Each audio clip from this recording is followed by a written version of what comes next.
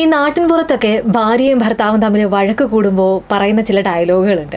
ഭർത്താവിന് ജയിക്കാൻ വേണ്ടി ഭർത്താവ് പറയാറുണ്ട്, നിന്റെ വീട്ടിൽ നിന്ന് കൊണ്ടുവന്നതാണോ, നിന്റെ അച്ഛൻ കൊണ്ട് തന്നതാണോ, അല്ലെങ്കിൽ നിന്റെ വേറെ ആരെങ്കിലും കൊണ്ട് തന്നതാണോ, ഇങ്ങനെയൊക്കെയുള്ള പരാമർശങ്ങൾ നടത്താറുണ്ട്.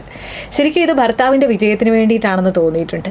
അത്തരത്തിലൊരു പരാമർശവുമായിട്ട് എത്തിയിരിക്കുകയാണ് ഇപ്പോൾ നമ്മുടെ ഒരു MP, അതും ഒരു BJP MP. സംഭവം എത്തനോളിനെ കുറിച്ചാണ്.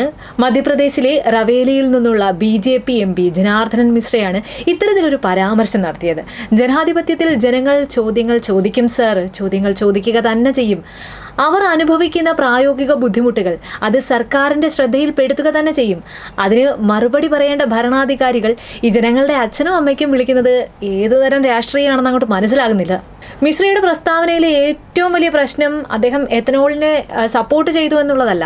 അദ്ദേഹം പറയുന്നത് E20 പെട്രോൾ വളരെ നല്ലതാണ്, ബ്രസീൽ പോലും അത് ഉപയോഗിക്കുന്നുണ്ട്, മാത്രമല്ല അതുകൊണ്ട് യാതൊരു തരത്തിലുള്ള പാരിസ്ഥിതിക പ്രശ്നങ്ങളും ഉണ്ടാകുന്നില്ല എന്നൊക്കെ അദ്ദേഹം സപ്പോർട്ട് ചെയ്യുന്നതിൻ്റെ ഇടയിലാണ് ഈ അച്ഛൻ പരാമർശം കൂടി നടത്തിയിരിക്കുന്നത്. എന്തായാലും മിശ്രയുടെ ഈ പ്രസ്താവനയിലെ ഏറ്റവും വലിയ പ്രശ്നം അദ്ദേഹം എത്തനോളിനെ പിന്തുണച്ചതല്ല, അത് പിന്തുണയ്ക്കാനുള്ള ഒരു രീതിയാണ്. ഒരു ജനപ്രതിനിധിക്ക് ഒരു നയം ശക്തമായി പിന്തുണയ്ക്കാം. E20 ഭാവിക്ക് നല്ലതാണെന്നോ അല്ലെങ്കിൽ ആവശ്യമാണെന്നോ പറയാം, അല്ലെങ്കിൽ ഇത് രാജ്യത്തിൻ്റെ ഇറക്കുമതി ബിൽ കുറയ്ക്കുമെന്ന് പറയാം, അതല്ലെങ്കിൽ കർഷകർക്ക് ഇതിലൂടെ കൂടുതൽ വിപണി ലഭിക്കുമെന്ന് പറയാം, ബ്രസീലിൻ്റെ മാതൃക പഠിക്കണമെന്ന് പറയാം. പക്ഷേ ജനങ്ങൾ ചോദിക്കുന്ന ചോദ്യത്തിന് മറുപടിയായി നിന്റെ അച്ഛൻ വീട്ടിൽ നിന്ന് ശുദ്ധമായ പെട്രോൾ കൊണ്ടുവരുമോ എന്ന് ചോദിക്കുന്നത് ശരിയാണോ? നാളെ ഒരു സാധാരണക്കാരൻ സാറിനോട് പെട്രോളിൻ്റെ വില കുറയുമോ എന്ന് ചോദിച്ചാൽ സാറിൻ്റെ മറുപടി നിന്റെ അച്ഛൻ വീട്ടിൽ നിന്ന് പണം കൊണ്ടുവരുമോ എന്നായിരിക്കുമോ? ഇനിയിപ്പോൾ വൈദ്യുത ബില്ലിനെ കുറിച്ച് ചോദിച്ചാൽ നിന്റെ വീട്ടിൽ വൈദ്യുതി ഉണ്ടാക്കുന്നുണ്ടോ എന്നായിരിക്കുമോ? ഇനി അടുത്ത നികുതിയെക്കുറിച്ച് ചോദിച്ചാൽ, അതായത് നികുതി കൂടുന്നതിനെക്കുറിച്ച് ചോദിച്ചാൽ നിന്റെ കുടുംബം രാജ്യം നടത്തുമോ എന്നായിരിക്കും ഉത്തരം. ഇങ്ങനെയാണെങ്കിൽ പിന്നെ ജനപ്രതിനിധികളും ജനങ്ങളിൽ തമ്മിലുള്ള സംഭാഷണത്തിന് ഒരു പുതിയ നിഘണ്ടു തന്നെ വേണ്ടിവരും. ജനങ്ങൾ ചോദിക്കും സാറ്, ജനങ്ങളാണ് ചോദിച്ചിരിക്കും. എന്തുകൊണ്ടെന്നാൽ ജനപ്രതിനിധിയോട് തന്നെയാണ് ചോദിക്കേണ്ടത്. അതുകൊണ്ടാണ് ജനങ്ങൾ E20യെക്കുറിച്ച് ചോദിക്കുന്നതിൽ അസ്വാഭാവികതയായി ഒന്നുമില്ല. കാരണം അത് അവരുടെ വാഹനവുമായി ബന്ധപ്പെട്ട ഒരു കാര്യം തന്നെയാണ്, അവരുടെ ചിലവുമായി ബന്ധപ്പെട്ടതാണ്, അവരുടെ ദിവസേനയുള്ള ജീവിതവുമായി ബന്ധപ്പെട്ടതാണ്. 1 ലിറ്റർ പെട്രോൾ വാങ്ങുമ്പോൾ അതിൻ്റെ വില മാത്രമല്ല അവർ നോക്കുന്നത്, അതിലൂടെ എത്ര ദൂരം ആ ഒരു വാഹനം ഓടും, വാഹനത്തിൻ്റെ എന്തെങ്കിലും തകരാറ് ഉണ്ടാകും, വാഹനത്തിൻ്റെ പ്രകടനത്തെ ഇത് എങ്ങനെ ബാധിക്കും, പഴയ വാഹനങ്ങൾക്ക് എന്തെങ്കിലും പ്രശ്നമുണ്ടാകുമോ, എല്ലാ വാഹനങ്ങൾക്കും E20 അനുയോജ്യമാണോ? ഇതൊക്കെ ഒരു ഉപഭോക്താവിനുണ്ടാകുന്ന സാധാരണ ചോദ്യങ്ങളാണ്. ഇതിന് മറുപടി നൽകേണ്ടത് വിദഗ്ധരും സർക്കാർ പ്രതിനിധികളുമാണ്. കുടുംബ ബന്ധം അന്വേഷിക്കേണ്ട കാര്യമില്ല സാർ ഇവിടെ. ഇത് ആദ്യമായല്ല ജനാർദ്ദനൻ മിശ്ര ഇത്തരത്തിലുള്ള വാചകമടി നടത്തുന്നത്. അഴിമതിയെ ന്യായീകരിച്ചും ഉദ്യോഗസ്ഥരെ ഭീഷണിപ്പെടുത്തിയും മുൻപ് വാർത്തകളിൽ ഇടം പിടിച്ച ആളാണ് ഇദ്ദേഹം. ജനങ്ങൾ ചോദിക്കുന്ന ന്യായമായ ആശങ്കകൾക്ക് മറുപടി നൽകാൻ കഴിവില്ലാത്തപ്പോഴാണ് നേതാക്കൾ ഇത്തരം തറ ഭാഷ പ്രയോഗിക്കുന്നത്. സാങ്കേതികമായി നോക്കിയാൽ ക്രൂഡ് ഓയിൽ ഇറക്കുമതി കുറയ്ക്കാനും പാരിസ്ഥിതിക മലിനീകരണം തടയാനും എത്തനോൾ ബ്ലെൻഡിംഗ് സഹായകമാകും.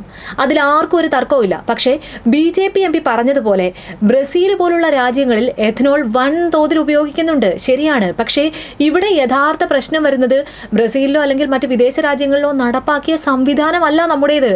അവിടെ വാഹനങ്ങളുടെ എൻജിൻ എത്തനോളിന് അനുയോജ്യമായ രീതിയിൽ മാറ്റിയെടുത്ത ശേഷമാണ് ഇന്ധനം നൽകിയത്. എന്നാൽ ഇന്ത്യയിലോ അങ്ങനെയാണോ സർ? പഴയ വാഹനങ്ങൾ ഉപയോഗിക്കുന്ന ദശലക്ഷക്കണക്കിന് ആളുകളാണ്, സാധാരണക്കാരാണ് ഇവിടെയുള്ളത്. E20 ഇന്ധനം അടിക്കുമ്പോൾ പഴയ എഞ്ചിനുകളുടെ ഭാഗങ്ങൾ തുരുമ്പെടുക്കുകയും മൈലേജ് കുറയുകയും എഞ്ചിൻ പണിമുടക്കുകയും ചെയ്യുന്നുവെന്ന് മെക്കാനിക്കുകളും വാഹന ഉടമകളും തെളിവ് സഹിതം പറയുന്നുണ്ട്. ഈ പ്രശ്നത്തിന് സർക്കാർ എന്തെങ്കിലും പരിഹാരം കണ്ടോ? ഇല്ല. ഇവിടെയാണ് സർക്കാരിൻ്റെ ഇരട്ടത്താപ്പ് പുറത്തു വരുന്നത്. എവിടെയാണ് വിലക്കുറവ്? പെട്രോളിനേക്കാൾ നിർമ്മാണ ചെലവ് കുറഞ്ഞ ഉൽപ്പന്നമാണ് എത്തനോൾ. 20% എത്തനോൾ കലർത്തുമ്പോൾ ഇന്ധനത്തിന്റെ ഉൽപാദന ചെലവ് കുറയുന്നുണ്ട്. പക്ഷേ ആ ലാഭം സാധാരണക്കാരന് കിട്ടുന്നുണ്ടോ സാർ? പെട്രോൾ വിലയിൽ 1 രൂപയിലെങ്കിലും കുറഞ്ഞോ? ഇല്ല. ലാഭം മുഴുവൻ എണ്ണ കമ്പനികളുടെയും സർക്കാരിന്റെയും പോക്കറ്റിലേക്കല്ലേ പോകുന്നത്. ഉടമകൾക്ക് അധിക ചെലവല്ലേ ഉണ്ടാക്കുന്നത്. എത്തനോൾ കലർത്തിയ ഇന്ധനം കാരണം മൈലേജ് കുറയുന്നുണ്ട്, എഞ്ചിൻ റിപ്പയറിംഗ് ചെലവ് കൂട്ടുന്നുണ്ട്. ചുരുക്കത്തിൽ ജനങ്ങൾക്ക് ഇതൊരു ഇരട്ടി പ്രഹരമല്ലേ, ഒരു ഇരുട്ടടി. ഇത്രയും വലിയ ചൂഷണം ഒരു വശത്ത് നടക്കുമ്പോഴാണ് ശുദ്ധമായ പെട്രോൾ നിന്റെ അച്ഛൻ്റെ വീട്ടിൽ നിന്ന് വരുമോ എന്ന് ഒരു ജനപ്രതിനിധി അഹങ്കാരം പറയുന്നത്. E20 നല്ലതാണെങ്കിൽ തെളിവുകളോടെ പറയൂ. രാജ്യത്തിന് ഗുണകരമാണെങ്കിൽ അത് കണക്കുകളോടെ പറയൂ.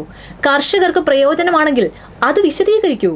വാഹനങ്ങൾക്ക് സുരക്ഷിതമാണെങ്കിൽ അതിൻ്റെ ശാസ്ത്രീയ വശങ്ങൾ മുന്നോട്ട് വയ്ക്കൂ. പക്ഷെ ജനങ്ങൾ ചോദിക്കുമ്പോൾ നിന്റെ അച്ഛൻ്റെ വീട്ടിൽ നിന്ന് ശുദ്ധമായ പെട്രോൾ വരുമോ എന്ന് ചോദിക്കരുത്. കാരണം ജനങ്ങളുടെ ചോദ്യത്തിന് കുടുംബത്തിന്റെ വിലാസം ചോദിക്കേണ്ട കാര്യമൊന്നുമില്ല സാർ.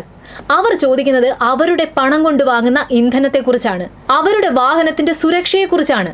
അവർ ചോദിക്കുന്നത് അവരുടെ ജീവിതത്തെ ബാധിക്കുന്ന ഒരു നയത്തെക്കുറിച്ചാണ്. ജനങ്ങൾ ചോദ്യങ്ങൾ ചോദിക്കുമ്പോൾ അച്ഛൻ്റെ വീട്ടിൽ നിന്ന് പെട്രോൾ വരണമെന്നില്ല. പക്ഷേ ജനങ്ങളുടെ, അതായത് അച്ഛനുള്ള ജനങ്ങളുടെ പണം കൊണ്ടാണ് പെട്രോൾ വാങ്ങുന്നത് എന്ന് മറക്കരുത് സാർ.